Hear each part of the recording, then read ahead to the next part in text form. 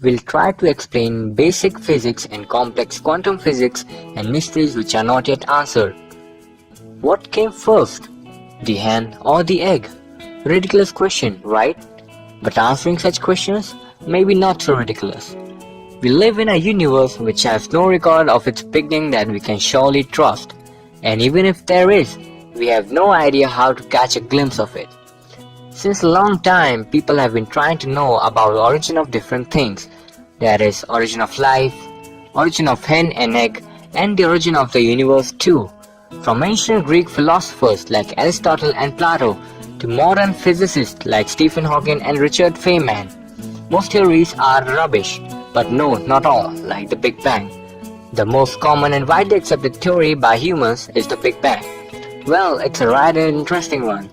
Big Bang was like an explosion suddenly in the middle of nowhere, and by nowhere we actually mean nowhere. State when there was no matter, no time, not even vacuum. That is, there was nothing.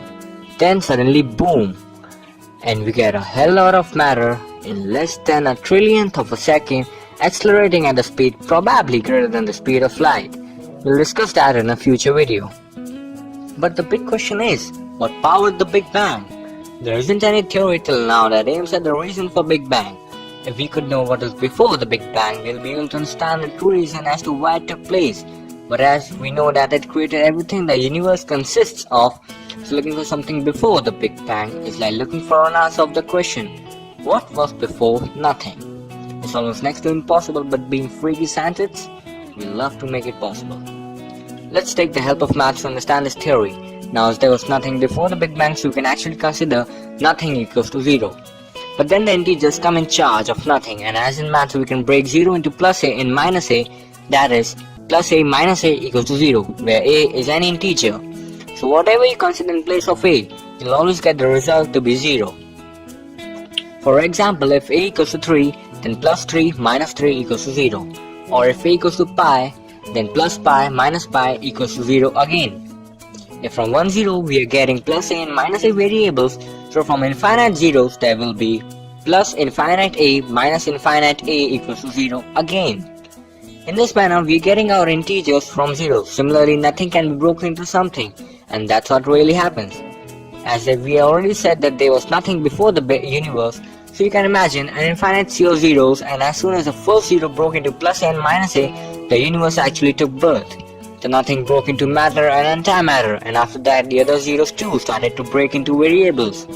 It's just like there were a lot of infinitely arranged dominoes in an order, and when the first one was pushed, all the dominoes started falling. Since there is no last domino, the chain will never stop.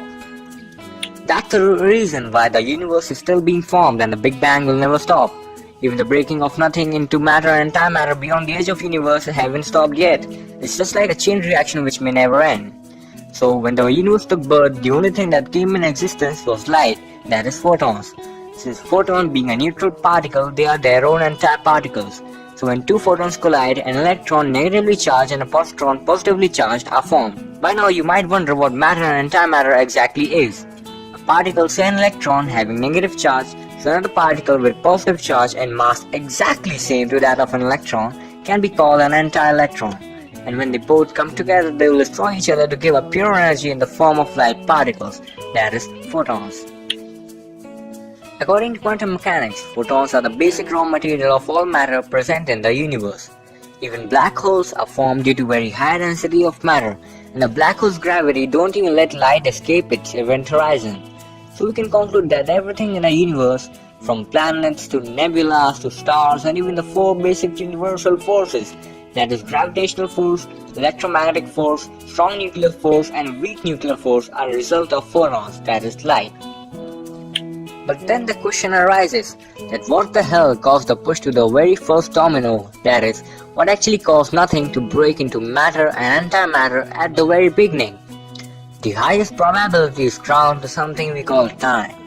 You gotta think of time as a materialistic thing and not like time passes by. We don't mean the passing by of time. We're taking time as something whose existence is not a result of Big Bang. Actually, time existed before the Big Bang. So it might have been just like as soon as time was introduced to nothing, it started breaking and the whole universe began to spread. Time is like a fuel which was or is required to break nothing into something, and therefore the spreading of Big Bang is actually the spreading of time. So the highest probability, according to us, is that time is actually something that existed before the Big Bang. But then, some of you must be thinking, what made time to come into existence? Well, we definitely have another mystery to solve now.